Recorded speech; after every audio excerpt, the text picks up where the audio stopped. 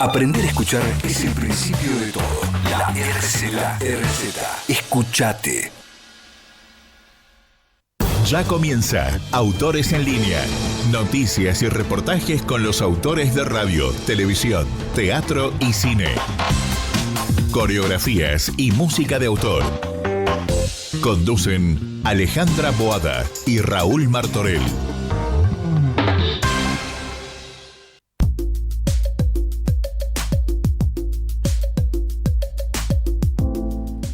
¿Qué tal? Buenas tardes. Hola Raúl, ¿cómo estás? Muy buenas tardes, ¿cómo estás, Alejandra? Muy bien, muy bien. Saludamos a todos los oyentes que nos siguen cada semana a través de las redes, en vivo, como También, ahora que por estamos supuesto, en vivo y a en través directo.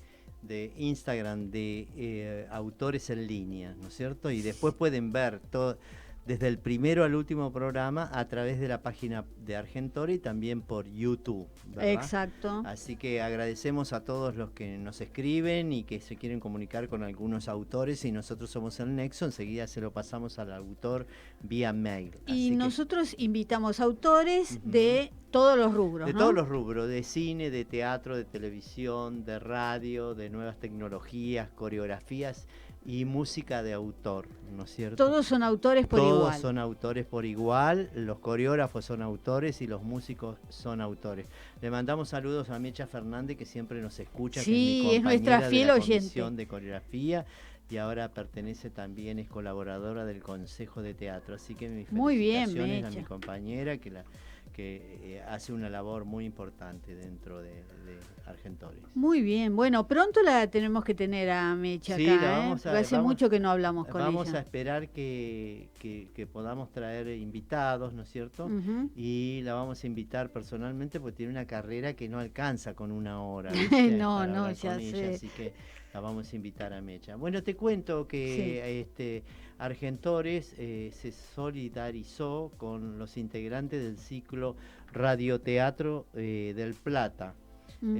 Al producirse la venta de la AM 1030, las nuevas autoridades decidieron poner término al proyecto antes de lo previsto, y sus últimas dos ficciones, Las Solteras y Chau Amor Mío, debieron ser reducidas de 20 capítulos solo a 10 para poder ajustarse a los tiempos requeridos por la dirección de la emisora.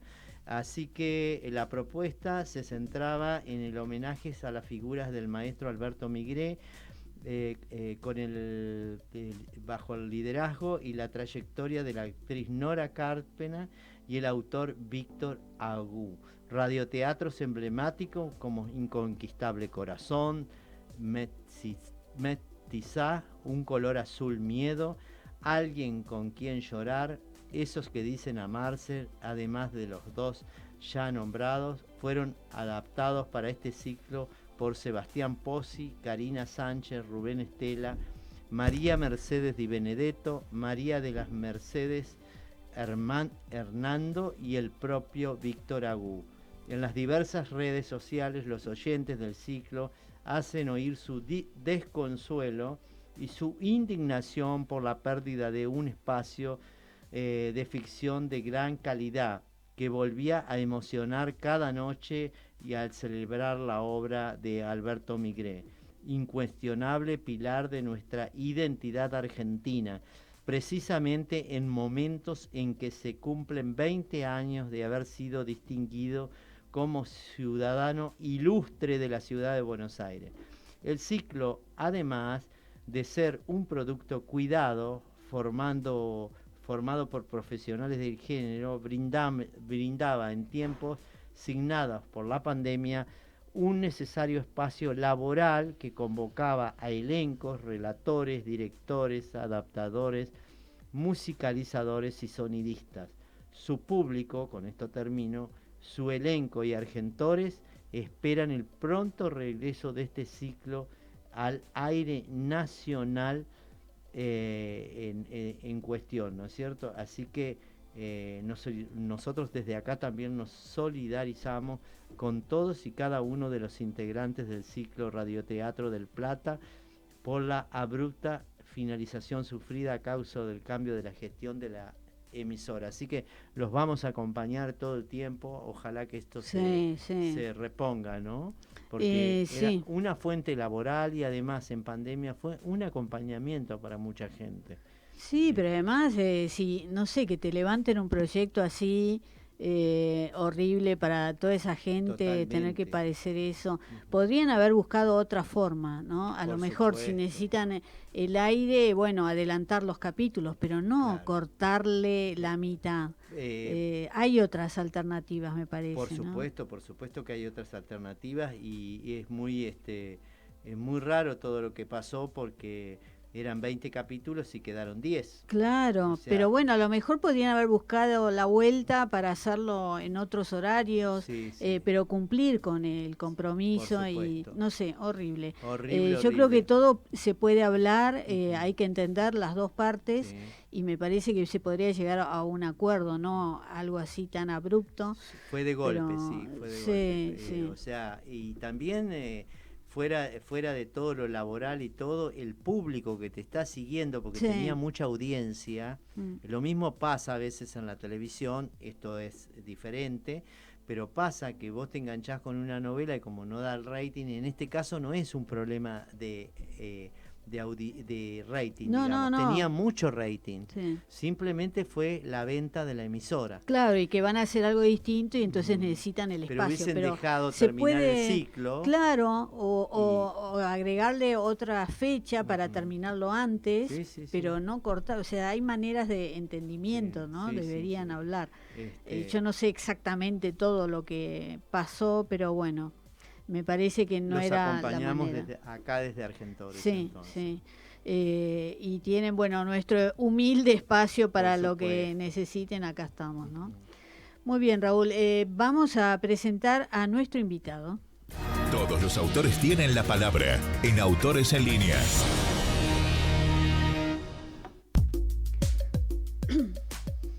Muy bien, le damos la bienvenida a Mariano Saba, que es actor, director, dramaturgo. Además es doctor en letras de la Sí. Facultad de Filosofía y Letras de la Universidad de Buenos Aires. Y además es investigador adjunto de CONICET, la Comisión Nacional de Investigaciones Científicas y Estudios Técnicos. Es egresado de la carrera de dramaturgia de la Escuela Metropolitana de Arte Dramático, la EMAD, dirigida por Mauricio Cartún, donde a su vez tuvo muchos docentes como Ignacio Apolo, Luis Cano, Alejandro Tantanián, etcétera. Como actor se formó con Agustín Aleso, Julio Chávez, Eugenio Soto y Ricardo Bartis, entre otros. En el 2010 participó con sus monólogos de Idéntico, obra de teatro por la identidad, con dirección de Daniel Veronese y coordinación dramatúrgica de Mauricio Cartún, donde además se desempeñó como asistente y dramaturgista. Sus textos: El Parecido, El Espectador, Niños, Alias, In Memoriam, Despedida, Vuelta, forman parte de las ediciones de Idéntico entre el 2011 y el 2019. Y estoy haciendo un resumen, ¿no?, de Sí, esto. por supuesto, Estoy salteando un larguísimo, montón de cosas. Junto al director Andrés Binetti, escribió la trilogía Argentina Amateur, conformada por La Patria Fría, Después del Aire y Al Servicio de la Comunidad. Y en el año 2019 se estrena El Equilibrista. Seguro alguien la vio, de todos los que están escuchando, porque ha sido muy vista. Escrita en coautoría con Patricio Abadi y Mauricio Dayub y dirigida por César Brie, que incluso ganó el Ace de Oro y el Estrella del Mar de Oro también, ¿no?, por El Equilibrista. En fin, bueno, le damos la bienvenida a Mariano Saba. Hola, Mariano, ¿cómo estás?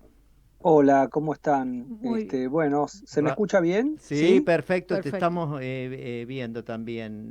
Bueno, Raúl Martorell buenísimo. te saluda, Mariano, ¿cómo estás? Hola Raúl, hola Alejandra, ¿no? Sí. Bueno, les agradezco la invitación muchísimo. Como le decía en algún momento a Raúl, he seguido el ciclo en otras oportunidades, así que Bueno, es de un paso te placer. pregunto, ¿qué te parece este ciclo dedicado a los autores?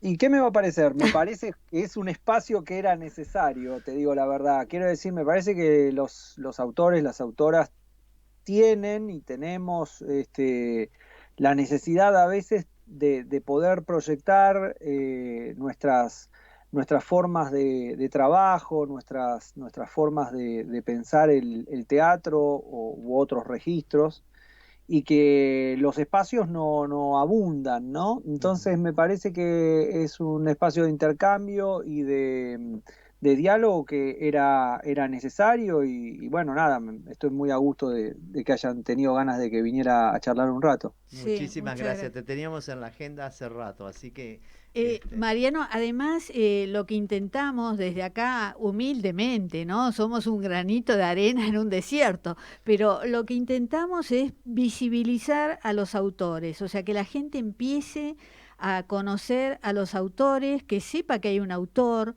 detrás de cada obra o de cada ficción que uno mira, porque siempre queda a lo mejor el director o el actor y el autor es como que pasa desapercibido y nos gustaría en el futuro que incluso que la gente aprenda a utilizar los términos que usan los autores cuando hablan de escaletas, cuando hablan, me gustaría que también eso pase a ser un idioma coloquial, ¿no? Y la verdad es que se entiende que nosotros en general, los que hacemos textos, por una cuestión lógica de mediación que tienen los soportes culturales, específicamente hablo de lo que conozco, que es el teatro. Yo también como punto de vista, mucho antes, digamos, de dedicarme a la dramaturgia, me quedaba sobre todo con lo que yo creo que es lo más importante del fenómeno del teatro, que es esa poética que irradia la presencia del cuerpo de actuación en escena. Pero lo cierto es que nosotros como autores, como autoras, tenemos una enorme, digamos, una enorme colaboración con lo que se puede hacer en ese escenario. Y entonces, desde luego que yo creo que al punto de vista le viene bien saber un poco cómo se piensa esa trastienda de la escena y también, digo, también nos viene bien a nosotros, los autores y las autoras, tener este intercambio o esta devolución a veces con medios o con público que ha podido ver algunas de esas dramaturgias. Entonces me parece que está buenísimo que se pueda visibilizar el trabajo de la escritura, que se pueda compartir, porque se nutre, digamos, de manera recíproca, tanto el que escribe de lo que ha llegado y del otro lado me imagino que uno cuando absorbe apreciaciones sobre la escritura va a ver de otra manera las obras de teatro. Sí, la verdad, vos en muchas de tus obras hablas mucho también sobre la argentinidad, digamos, sobre nuestra cultura, nuestro ser. ¿La gente lo siente así? ¿Siempre se siente reflejado en tus obras? Mirá, la verdad es que siempre es una hipótesis lo que uno puede pensar que le pasa a los espectadores o a su generalidad, ¿no? Es decir, yo creo que lo que hemos intentado en algunas de las obras de los últimos años, por ejemplo, no sé, en La Patria Fría que recién mencionaban, Sí. o en Madrijo, que dirigió Horacio Roca hace unos años en El Callejón, que actuaba Ingrid Pericori y Martín Urbaneja, o en Remar, que actuaban Melasi, Saconi, González, que tuvimos la asistencia ahí de Male Seliki, y que era una obra que se armó en el Sportivo Teatral y que se mantuvo durante 4 años. De hecho se iba a seguir dando durante el tiempo que lamentablemente se suspendió la actividad por pandemia. Y que nos representa un montón, ¿no? Lo del sí. remo, ¿no? Bueno, claro, a eso iba, ¿no? Esas obras, por lo menos esa tríada que yo te menciono, Madrijo había ganado el Rosenmacher en el 2011. Yo creo que tienen que esas dimensiones, esas posibilidades de alcance con lectores, con puntos de vista, etcétera, tienen mucho que ver con esto que vos decís de un pensamiento sobre la argentinidad, o sea, un pensamiento sobre cómo funciona en la cosmovisión social de lo argentino, algo de sus mitos, algo de sus formas de pensamiento, de sus dinámicas de relación, algo de sus poéticas, ¿no? Entonces, uno tiene esa intención, uno tiene la intención de meterse a bucear en la argentinidad, a ver qué hay, a ver qué sale, a ver qué se puede amasar teatralmente con respecto a lo que nos interesa tocar en esa obra, ¿no? A lo que nos interesa poner en juego en esa obra. Después uno espera, digamos, como cada vez que preparas una comida, invitas a alguien a comer, uno espera que algo de eso llegue o impacte, ancle en la cabeza del espectador, en el punto de vista. Me imagino que hay mucha gente que sí, que se siente convocada ante esos temas o ante esas metáforas. Y otra gente pensará, digamos, con otras afinidades, ¿no? Tendrá otras afinidades o pensará esas metáforas de otra manera. Pero a mí lo que me interesa es que más allá de lo que la obra proyecte, siempre esté abierta a la posibilidad de que hayas, digamos, de que del otro lado se extraigan sentidos múltiples. Entonces, a mí me interesa mucho pensar la argentinidad, pero al mismo tiempo muchas veces la gente viene y saca otras cosas de la obra. Y eso me parece que es el milagro de lo teatral, ¿no? Es decir, que en el encuentro en el convivio ese, ¿no? Como se suele decir, aparezca una fricción nueva, una génesis nueva de ideas, de percepciones, de sensaciones que están hechas por el encuentro de la obra y específicamente de la actuación con el punto de vista. Entonces uno apuesta a determinados vectores, a determinadas coordenadas que le interesan, y a veces viene el público y encuentra cosas más interesantes que las que uno podría haber imaginado a priori, ¿no? Sí, es verdad. Yo lo comparo a veces con los autores cuando dicen, no sé, a lo mejor de una foto miran un pequeño detalle y de ahí sale una historia y no de lo principal, ¿no? A veces puede ser que uno ve una obra que tiene un sentido y uno le encuentra otro disparador, ¿no?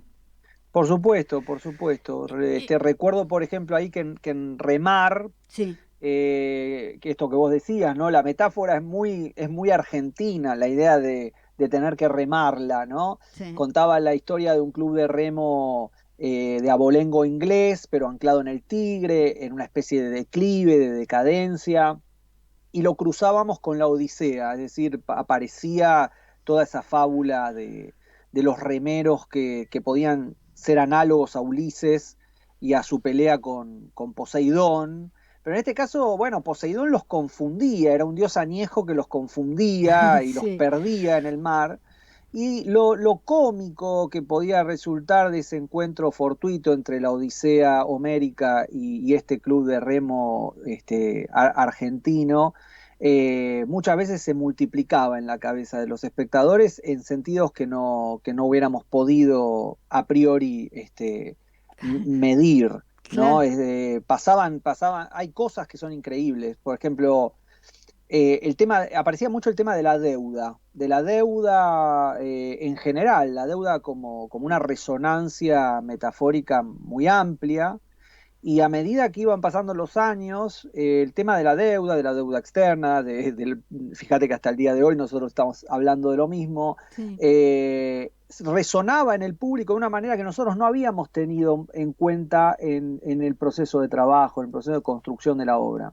Esas cosas siempre son sorprendentes, ¿no? Lo mismo nos pasa ahora con Tibio, la obra que estrenamos con Horacio Roca en Moscú, y es que la obra habla de un profesor de literatura en los últimos años de la dictadura, que por diferentes motivos encuentra un libro y eso lo lleva a una historia que lo vincula con un alumno en esos últimos años del 70, y la obra abre hacia el universo de la docencia, abre hacia el universo de Unamuno, que es un referente dentro de la obra, y sin embargo, en estas funciones que van, creo que el público encuentra muchísimas resonancias de la actualidad, en algo de lo que tiene que ver con el compromiso con lo real, con las relaciones entre ficción y realidad.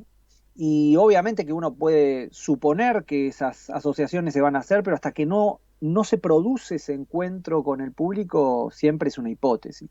Sí, perdón que te corto. Vamos a contarle a la gente que estás los sábados a las 19 en el Teatro Moscú, que queda en Velasco 535, con Horacio Roca, y las reservas son por Alternativa Teatral. ¿Estoy bien? Exactamente, es así como lo dijiste vos, los sábados a la tarde estamos haciendo este Lindo horario. monólogo. Muy buen horario, felicitaciones. Sí, la verdad es que estamos muy contentos porque, bueno, la obra se estrenó hace ya un par de semanas y fue muy interesante poder primero volver al encuentro con el público después de tanto tiempo de parate para el teatro, Sí, ¿no? están con aforo completo, ¿verdad? Sí, creo que la sala tiene en este momento el aforo completo. La sala, como casi todas las salas que están funcionando, tiene un enorme protocolo de cuidado hacia el Ujú. público. Eso me parece admirable con respecto a lo que pasa a veces en otros ámbitos, ¿viste? Claro. Quiero decir, el teatro sigue siendo uno de los ámbitos más cuidadosos con Ujú. respecto al público y a lo sanitario. Digo, al llegar se firma hay una declaración jurada, hay un control, hay Ujú. alcohol, digo, hay un cuidado incluso de la gente que claramente viene con barbijo, no se lo quita, las butacas están separadas, Sí, digo, perfecto. hay todo un Está cuidado, la preparado. sala tiene muy buena circulación de aire, Ujú. entonces uno puede trabajar con tranquilidad Ujú. y volver a relacionarse un poco con esto que hace mucho tiempo que no se podía hacer, que era la presencia La en el teatro. presenciabilidad, sí. Digo, la relación con lo que Horacio en este caso, que es un actor de una enorme trascendencia, hace ahí a escasos metros, digamos, Ujú. del público, y eso no digo que, no es una subestimación de los soportes audiovisuales, Ujú. pero es lo que hace único al teatro. Ujú. Que esa dramaturgia, que esa escenografía, ese espacio, esa música, todo lo que vos quieras, esté habitado por un cuerpo vivo que está irradiando su poética de actuación ahí in situ y que va a ser así por única vez y para siempre, ¿no? Vos vas a ver eso una vez y la próxima va a ser distinto y ese vibrato que aparece en la actuación y en el encuentro con el público es muy conmovedor. Quiero decir, es algo que es muy ancestral, pero durante 2 años casi estuvimos un poco a la espera de saber si eso se iba a poder dar de nuevo en algún momento. Sí. Digo, el teatro encontró refugios en los registros audiovisuales, por suerte, ¿no? Digo, yo participé el año Sí, pasado del ciclo del del Cervantes, con una Cervantes. obra que, claro, con una obra que dirigió Lorena Vega, con Civilización, que todavía se puede Sí, ver en el sí, canal sí. de Cervantes, pero desde luego que la presencialidad en el teatro, eso aurático, ese encuentro mágico que se produce con los actores, bueno, es fascinante, ¿no? Claro, vamos a decirle a la gente que Tibio está dirigido por vos también, ¿no es cierto? Sí, Este, Sí. sí, en este caso me tuve que hacer cargo. No, sí, sí, la verdad que fue un placer poder mantener en el espacio de la virtualidad un acuerdo de trabajo y un acuerdo creativo con Horacio, que tuvo una generosidad enorme de poder seguir trabajando el texto, trabajando la palabra, probando hipótesis de acción a través de las plataformas virtuales para poder llegar hace unos meses a la presencialidad con una cantidad enorme de decisiones ya tomadas, acumuladas, que resistieron bastante bien la convención del espacio real, ¿no? ujú, Ujú. perfecto. Es importante haber sido actor, haber estudiado actuación a la hora de escribir. Mira, yo creo que cada autor, cada autora encuentra, digamos, lo voy a poner en términos muy prosaicos y criollos, encuentra su guiso a partir de los ingredientes que tiene, ¿no? Entonces, a mí me Qué bueno. parece que los guisos son muy personales y los gustos son muy variados, pero yo me siento muy a gusto con la posibilidad de generar dramaturgias que tengan muy en cuenta la situación del actor o de la actriz que lo va a encarnar. Lo que no implica que la dramaturgia tiene un sesgo de literatura muy importante, ¿no? Es decir, que tiene un carácter literario y un rasgo literario, entendiendo eso como una búsqueda de lenguaje particular para cada obra, pero desde ya que yo creo que la posibilidad de haber transitado la actuación para la dramaturgia que a mí me interesa hacer es fundamental. Decir, yo no puedo disociar las hipótesis de actuación, ni siquiera te digo las hipótesis de dirección o de puesta en escena, no puedo disociar las hipótesis de actuación que yo tendría mientras escribo las obras. Es decir, y en general lo asocio con el placer o con el juego. Pienso, ¿cómo me gustaría actuar esto y esto y esto y esto? Y la obra en general se desarrolla a partir de esos impulsos un poco, eso, como un poco experimentales, un poco a priorísticos de lo que haría uno improvisando sobre ese mundo, sobre ese universo. Ah, qué bueno. Em, O sea, a la hora de escribir, mientras vos estás escribiendo, estás como disfrutando de antemano diciendo qué bueno sería actuar este personaje. A mí me pasa, a Qué mí bueno. me pasa, te diría, me pasa, si no me pasa eso con un texto, en general el texto cae. O Pero sea, pará, cuando vos pensás eso, entonces hacés que ese personaje la pase bien. por supuesto, Ah, digo, no, que la pase bien el actor o la actriz, no, a me veces refiero a las que la pase escenas. bien el personaje, a que no sufra y eso, ¿o no?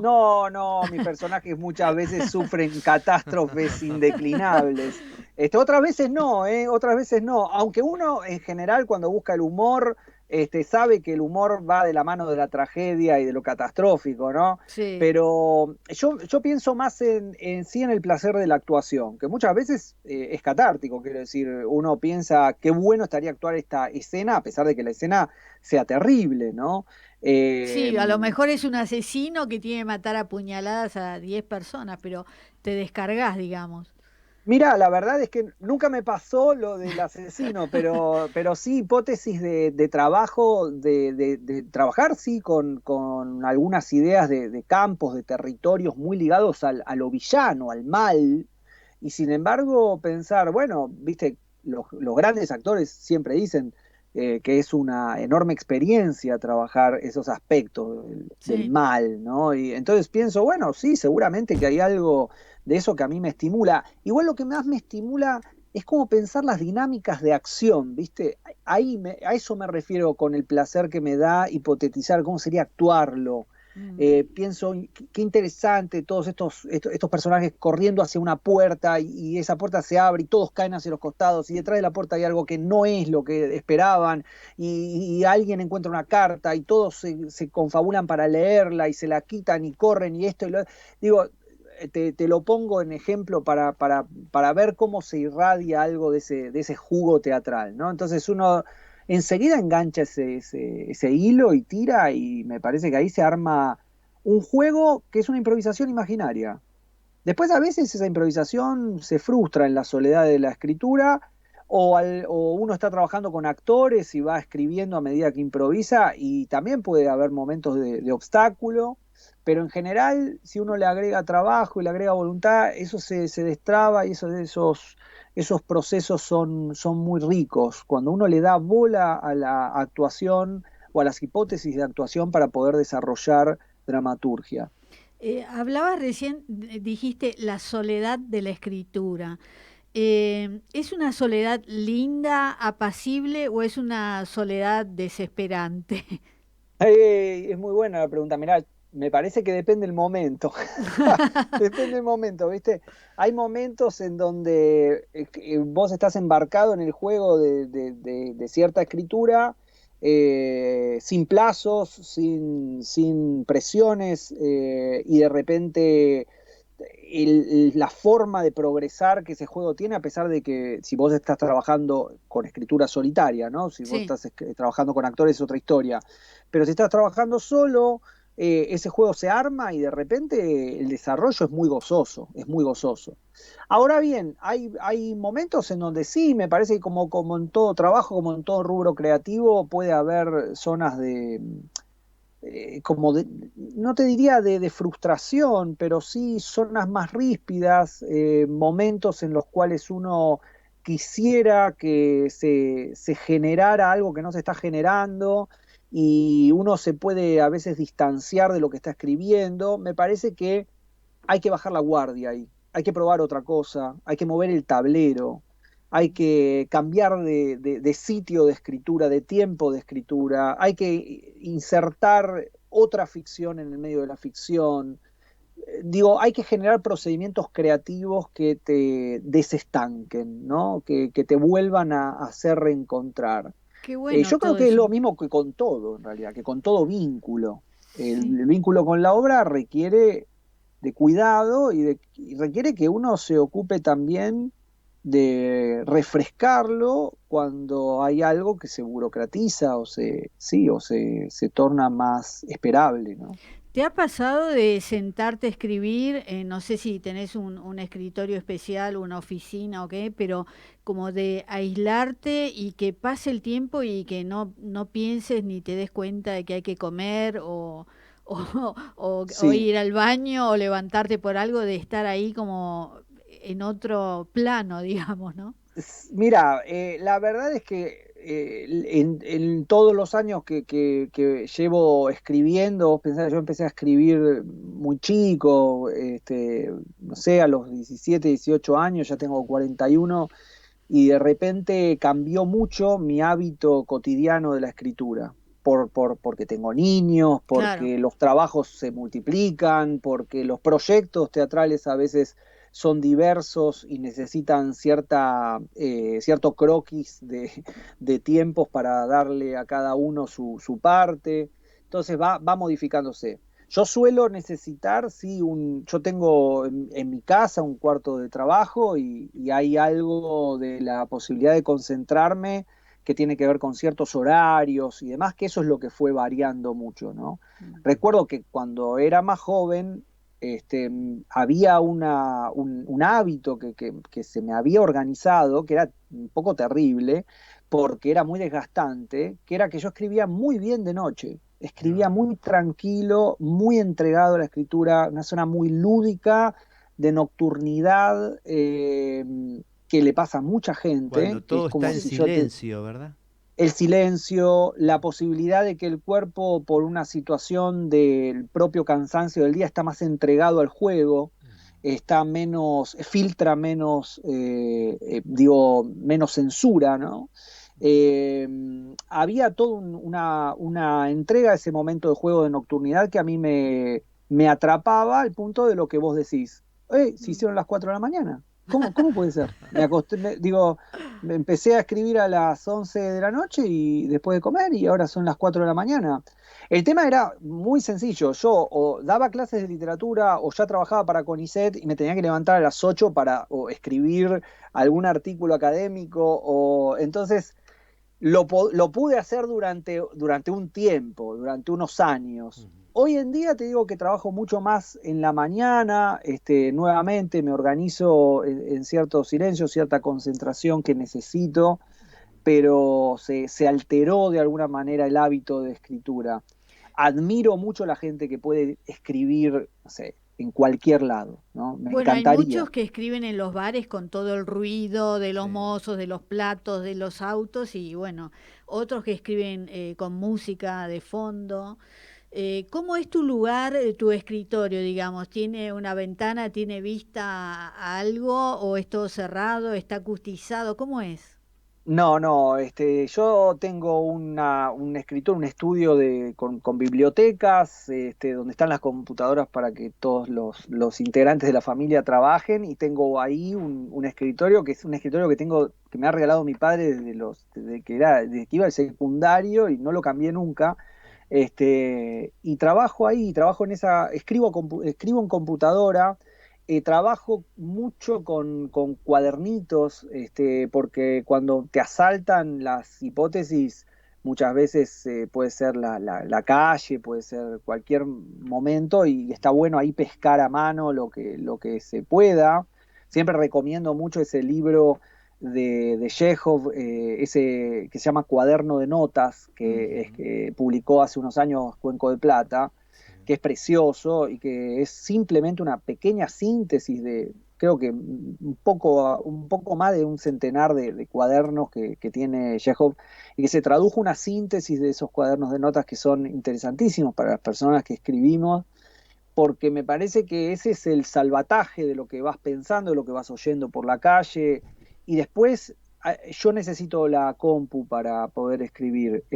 Hay gente que escribe todo manuscrito Sí. y también me parece admirable, ¿no? Sobre todo en teatro, en dramaturgia, porque yo borro mucho todo el tiempo. Entonces, Mm. escribir a mano, cosa que he intentado en algunas oportunidades por el hecho de esto de que te digo, de cambiar, de modificar el juego, a ver cuando se traba qué pasa, y termino con unos mamarrachos todos llenos de tachaduras de tinta, después no entiendo nada de lo que quise hacer.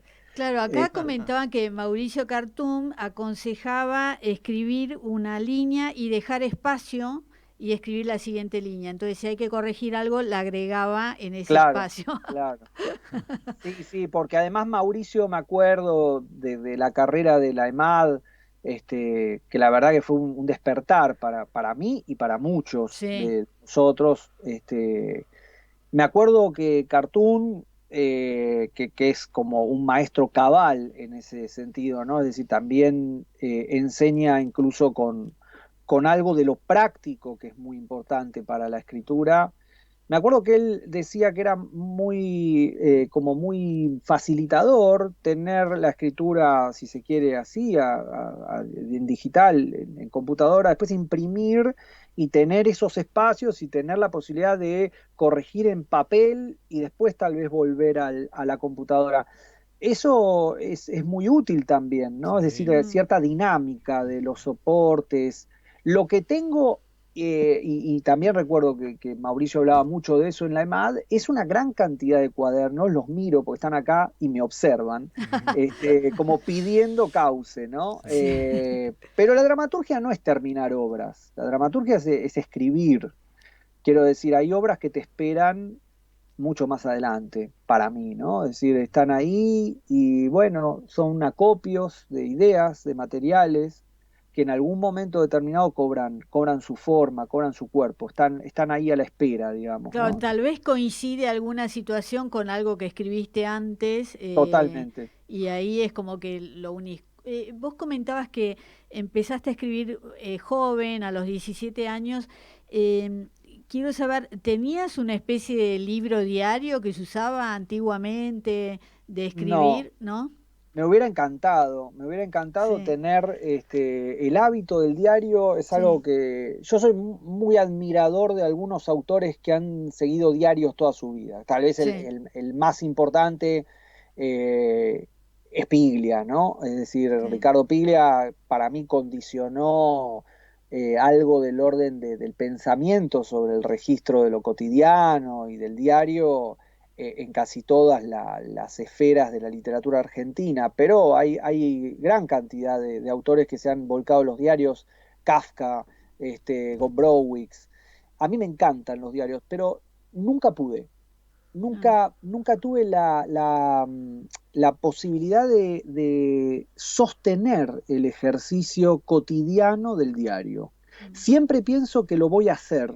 Es decir, pienso que en algún momento voy a tener algo así como un diario de un paréntesis. Viste que ahora Sí, aparecieron mucho los diarios de pandemia, por ejemplo. Sí, sí, por sí. Yo supuesto. tampoco lo pude hacer. Durante la pandemia fue el tiempo que más escribí dramaturgia, pero me encantaría, creo que la posibilidad de registrar el pensamiento cotidiano, la acumulación onírica, los detalles, las observaciones, pero con un registro sostenido del día a día, que es distinto a esto que yo te digo de los cuadernos, en donde Claro. yo anoto, o incluso hoy los celulares, ¿no? Que permiten que vos grabes o dictes y el celular escriba Ujú. una buena parte de lo que necesitas, Sí. después volver a recuperar.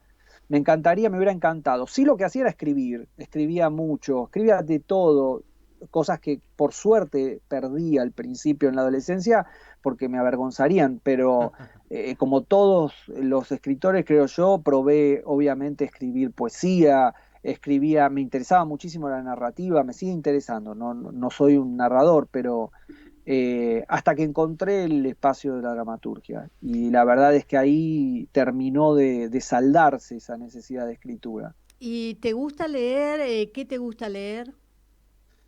Oh, mirá, yo estudié letras, o sea, yo para Sí. CONICET, para mi trabajo académico, lo que hago es trabajar sobre literatura española de fines del siglo XIX, principios del siglo XX. Ujú. Es decir, en este momento trabajo con un corpus que sería algo así como los herederos de Unamuno, si se le tiene que poner un título, ¿no? Es Ajá. decir, pienso en María Zambrano, en Rosa Chacel. Ese es el aspecto, digamos, más ligado a eso, a la situación más laboral, si se quiere, ¿no? A la investigación académica ligada a ese recorte literario. Y después, por placer, yo soy muy ecléctico, porque intento leer de manera muy variada cosas que me atraen, tal vez para poder producir teatro, para poder generar alguna idea en torno a un universo, o simplemente porque me recomendó alguien en quien confío que me puede gustar esa literatura.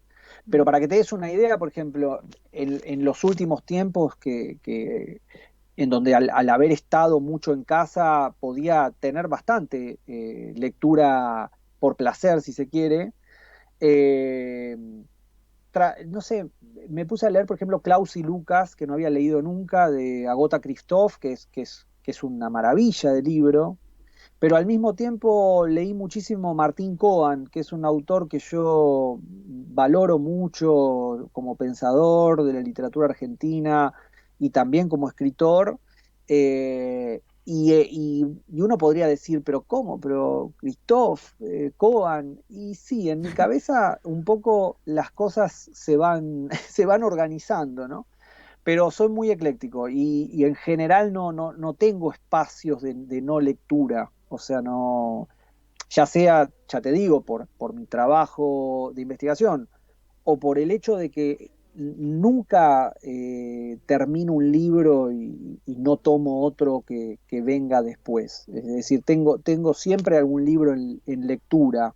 ¿Te ha Eh, pasado de dejar un libro por la mitad o decir listo y abandonarlo rápidamente o no? Muy pocas Mm. veces es un defecto mío, no es algo valorable, ¿no? Pero muy pocas veces abandono un libro. Para abandonar un libro tengo que verdaderamente estar pasándola muy, muy mal. Me ha pasado, ¿no? Hay un par de novelas que yo no pude terminar de leer.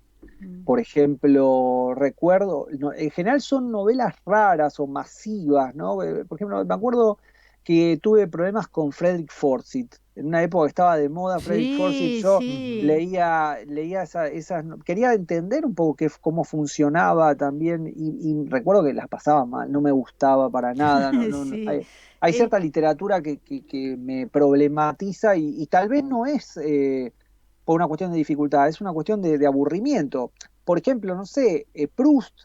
eh, que es mucho más complejo de sostener en el acuerdo lector, a mí me divierte más que algunas novelas que he tenido que dejar y que son novelas tal vez más masivas, Sí. pero trato de no dejar. Sí. Es un problema, es una obsesión, Sí. es un TOC, porque no sé por qué lo hago, pero lo hago. Comentabas recién de tu trabajo en el CONICET.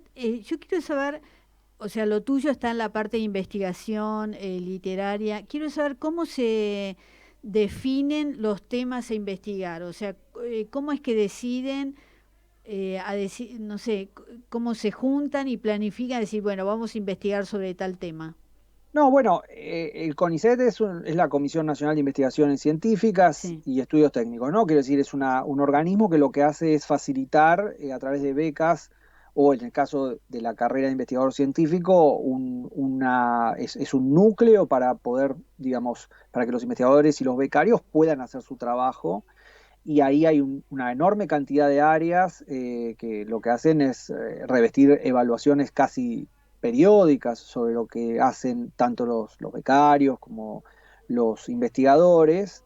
Y las investigaciones parten en realidad de las personas que quieren llevarlas a cabo. Es decir, no es el CONICET el que piensa, digamos, la investigación, sino al revés, ¿no? Uno propone al CONICET en este caso o una investigación doctoral un tema de investigación en el caso de los investigadores para mantener durante un plazo de tiempo. Y en ese sentido, mi itinerario particular fue que al terminar de estudiar el grado en letras, yo ya trabajaba en grupos de investigación sobre literatura española, trabajaba específicamente sobre la figura de Unamuno y a partir de ahí postulé una beca para realizar mi investigación de doctorado sobre Unamuno y algunos aspectos de su obra, y eso hizo que pudiera doctorarme y en el ingreso a la carrera de investigador continué un poco con la línea de los problemas que había visto ahí, ¿no? Pero con otros autores, con Leopoldo Alas Clarín, con otros autores previos y posteriores. Y lo que hace CONICET, por suerte, es permitir que uno pueda trabajar produciendo contenido académico, contenido científico, artículos ligados al tema de trabajo de uno en revistas indexadas, poder generar encuentros científicos o congresos, asistir a jornadas, divulgar, eh, producir materiales más extensos, libros que tengan que ver con los temas que uno trabaja y formar a su vez otros recursos humanos, nuevos becarios que trabajen otros temas y demás. Entonces me parece que en ese sentido siempre es como importante reivindicar la necesidad de que exista una institución que permita esto, que obviamente además a los que tenemos carreras artísticas laterales, yo trabajo todo el tiempo con algo de lo que estoy haciendo también a nivel académico. Quiero decir, Claro. este espectáculo de Roca está muy basado en cosas de Unamuno que yo había visitado en mi laburo del doctorado.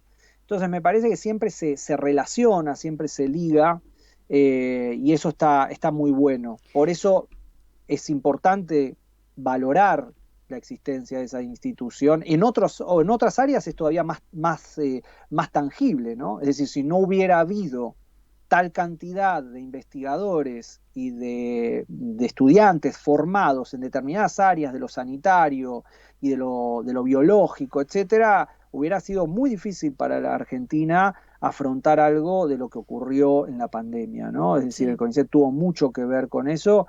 Para mí es siempre, la verdad, es un honor pertenecer a esa institución, ¿no? En otras áreas es clarísimo la necesidad, y en las humanidades obviamente también, ¿no? Sí, sí, por supuesto.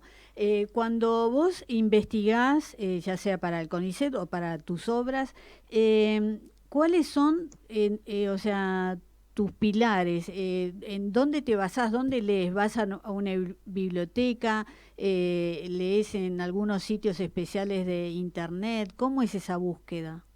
Mirá, para mí es muy diferente la investigación académica de la investigación que uno hace para el campo teatral, ¿no? Es decir, tal vez la investigación académica es más sistemática en el avance de lo que uno va revisando y tiene que ver, sí, con la posibilidad de visitar no solamente bibliotecas, sino bancos de revistas académicas que uno sabe que pueden proveerle otros materiales bibliográficos para lo que está trabajando, intercambiar con gente que trabaja en un campo afín, etcétera. Para la investigación teatral, yo creo que es más lúdico el modo de encontrarse o de impactar con un universo, ¿no? Es decir, por ejemplo, te pongo un caso. Civilización, la obra esta que se estrenó en el Cervantes, que se filmó y que dirigió Lorena. Yo tenía un acopio hecho sobre el incendio de la ranchería y tenía algunas cosas que había notado que eran muy cercanas como a un código de lenguaje medio grotesco, medio copy, medio Lamborghini, ¿no? Como esa referencia a una literatura que a mí me gusta mucho y que de repente había pensado en dos hermanas ligadas a esa jerga.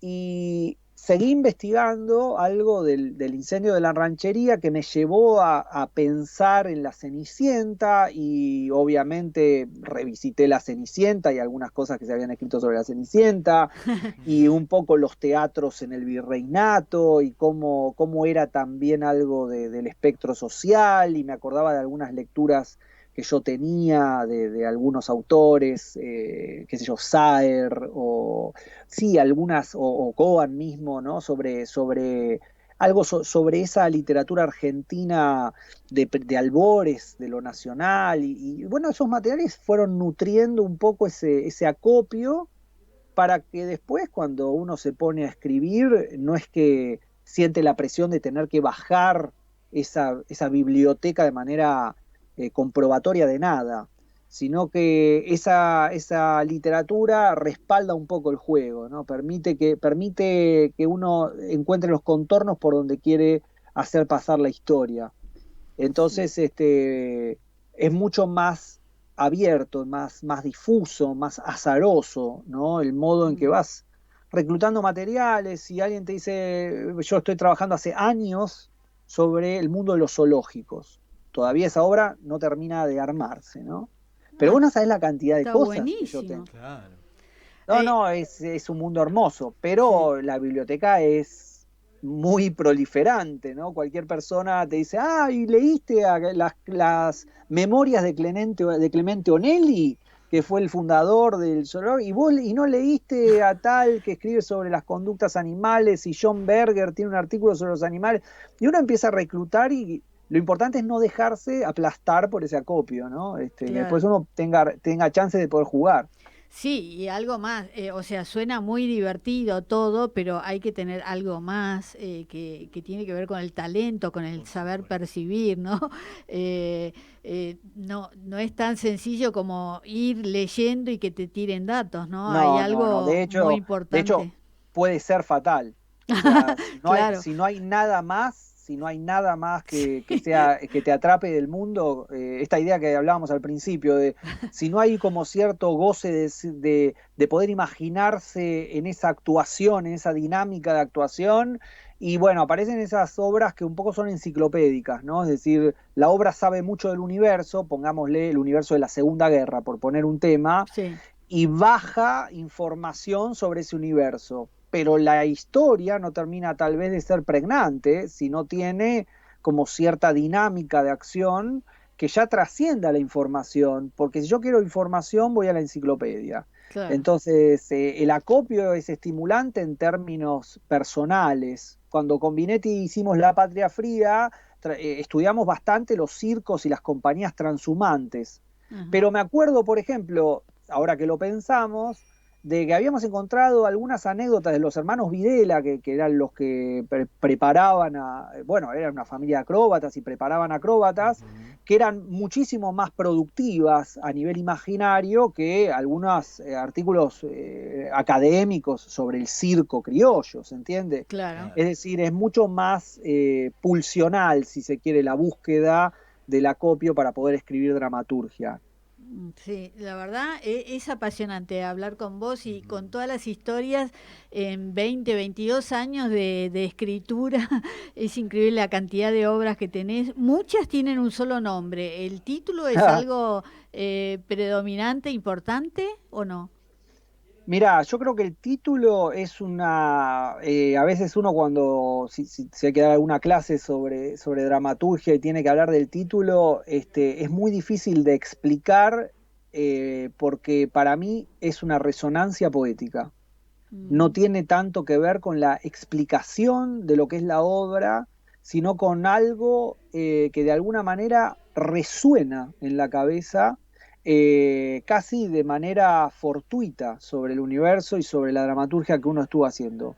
Fíjate que hay autores con los cuales yo he laburado y me encantan, y que sin embargo optan por títulos muy largos. Por ejemplo, pienso en Daniel Veronese, ¿no? Esos sí, títulos que son largos, que a veces, incluso me acuerdo en Un hombre que se ahoga y en Espía una mujer que se mata, que eran dos versos de una misma poesía que titulaban dos espectáculos, ¿no? Por ejemplo. O La máquina idiota de Bartiz, que yo, ese espectáculo fui asistente de Ricardo. La máquina idiota. La máquina idiota, a nivel trama, uno podía sacar hipótesis o especulaciones acerca de por qué se llama así, pero no había un sentido cerrado del título. Y yo creo que el título, en ese sentido, por lo menos para mí, en estas obras que vos mencionás, a veces se ligan al nombre de una sola palabra. Muchas veces el nombre del proyecto también, ¿no? Uno se empieza a hacer costumbre de pensar el proyecto con esa palabra y termina siendo el título, ¿no? Sí, Pero Mariano, es se nos terminó el tiempo y vamos a terminar con una palabra, Saba. Bueno. Muchas gracias, Mariano. No, gracias a ustedes, muchas gracias. La pasé bárbaro hablando con ustedes. Les agradezco mucho. Nosotros también, muchas gracias. Nos despedimos de la audiencia también. Chao, Raúl. Hasta la semana que viene. Luego. Bye. Esto fue Autores en Línea. Nos reencontramos el miércoles a partir de las 3 de la tarde. Autores en Línea. Desde la web www.larz.com.ar hacia todo el planeta. Transmite La RZ. Con estudios ubicados en Avenida Callao 194, Cava. La RZ, una radio del Grupo Sónica. Una nueva hora comienza en Argentina. Son las 4 de la tarde. Convivir es cuidarnos. Legislatura de la Ciudad Autónoma de Buenos Aires. Los asuntos importantes